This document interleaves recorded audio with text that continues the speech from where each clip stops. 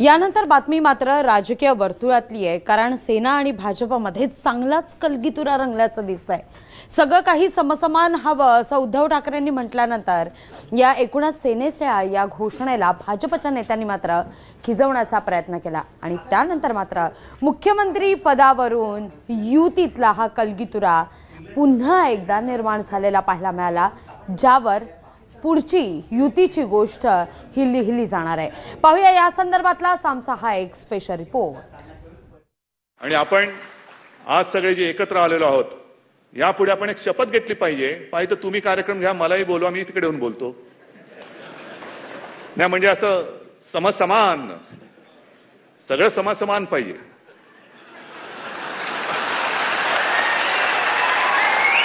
अरे मी कार्यक्रमाबद्दल बोलतोय। शिवसेनेच्या वर्धापन दिनी सेना भाजप युतीत मुख्यमंत्री पदावरून वादाची ठिणगी पडली। मुख्यमंत्र्यांच्या समोरच उद्धव ठाकरेंनी राज्यात समसमान सत्ता वाटपाची मागणी केली आहे, पण उद्धव ठाकरेंच्या या समसमान फॉर्म्युल्यावरून भाजप नेत्यांनी शिवसेनेला उघडपणे डिवचण्यास सुरुवात केली आहे। आम्ही काय आपसात करायचं ते आम्ही ठरवू, शिवसेनेचे किती आमचे किती हे पक्षाचे श्रेष्ठी ठरवतील, पण मुख्यमंत्री हा भाजप शिवसेनेचाच असेल आणि एक चांगलं काम केलंय, त्याच्यामुळे निश्चितपणे सगळेच आमदार सहमतीनं देवेंद्र फडणवीस साहेबांनाच मुख्यमंत्री म्हणून निवडतील। भाजप प्रवक्ते अवधूत वाघ यांनी मुख्यमंत्री पदावरून शिवसेनेला खिजवलंय। पुढची 5 वर्ष मुख्यमंत्रीपद रिकामं नसल्याचं ट्विट वाघ यांनी केलंय।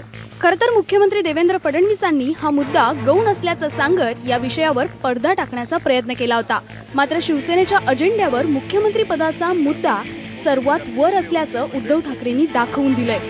सगळं समसमान पाहिजे असा सूचक इशारा उद्धव ठाकरेंनी भाजपाला दिलाय।